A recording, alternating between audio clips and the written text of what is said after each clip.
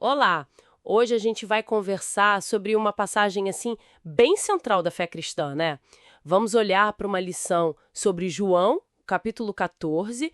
Foco é aquela declaração famosa de Jesus: Eu sou o caminho, a verdade e a vida. A nossa base aqui é um estudo bíblico que esmiuça essa passagem. A ideia é tentar entender o que essas palavras significaram, sabe? Para os discípulos naquele momento de incerteza e o que elas podem dizer para a gente hoje. Então vamos lá, né? Analisar isso. Exato. É importante lembrar o contexto, né? É o discurso de despedida de Jesus. Ele percebe, assim, a angústia dos discípulos. João 14,1 fala, não se turbe o vosso coração, porque ele tinha acabado de anunciar que ia partir. Então, para consolar, ele promete preparar um lugar para eles na casa do Pai, claro. A lição interpreta isso como o céu, claro, e garante que eles não ficariam sozinhos, desamparados. Dá para imaginar a apreensão deles, né? E a confusão também, pelo visto, como Tomé, que pergunta direto no versículo 5. Senhor, a gente não sabe para onde o Senhor vai. E como é que a gente pode saber o caminho? Bem direto mesmo. E essa pergunta abre a porta para a resposta principal de Jesus, né? Sim, e não foi só o Tomé. Logo depois, Filipe também pede, Senhor, mostra pra gente o Pai.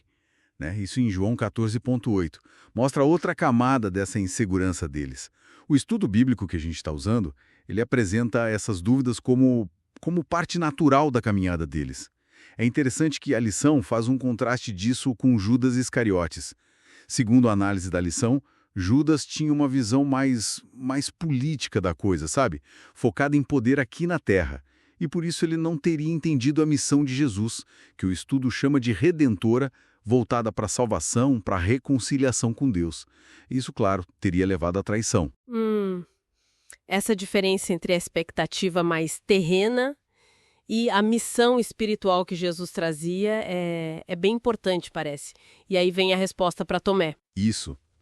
Em João 14,6, Jesus fala, Eu sou o caminho e a verdade e a vida. Ninguém vem ao Pai senão por mim. A lição que a gente está seguindo, ela se dedica bastante a destrinchar cada termo desses. Vamos seguir essa linha. Primeiro, o caminho. A fonte destaca muito que Jesus não se coloca como um caminho entre vários, mas como o acesso, o único exclusivo para chegar a Deus Pai. Quer dizer, a salvação, a reconciliação viriam através dele, da pessoa dele, não por seguir suas regras ou filosofias, entende? A lição até cita outros textos para reforçar, tipo 1 Timóteo 2,5, que fala do um só mediador, Jesus Cristo. Pode soar meio desafiador hoje, né? Com tantas visões diferentes por aí, mas segundo o estudo, é isso que ele afirma. E a verdade, como a lição aborda?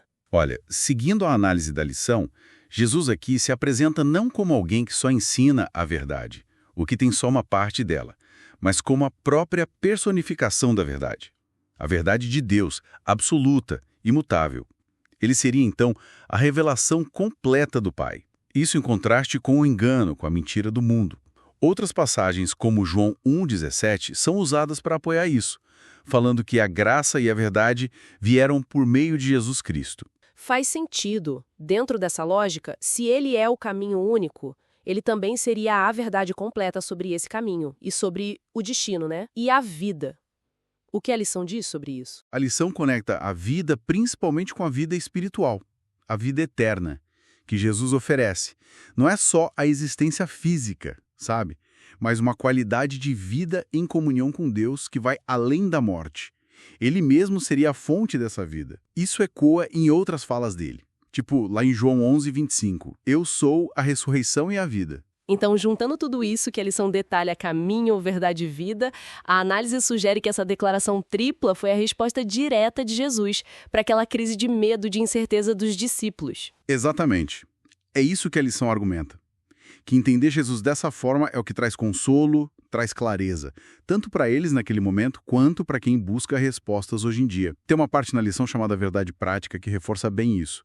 Acreditar em Cristo como o caminho, a verdade e a vida fortalece a fé, fortalece a conexão da pessoa com Deus. Certo.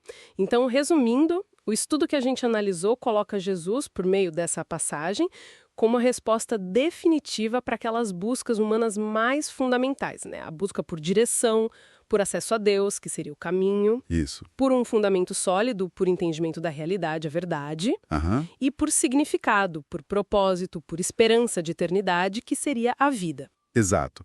A reconciliação e a comunhão com Deus, segundo essa perspectiva da lição, passam totalmente por ele. A conclusão do estudo é bem direta, né? Diz que sem Jesus olhando por essa ótica, a vida perderia o sentido último dela.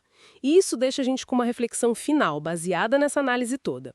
Como será que essa ideia de encontrar um caminho, verdade e vida definitivos em Cristo poderia moldar a maneira como alguém encara os próprios desafios, as incertezas da jornada pessoal? Fica aí para pensar.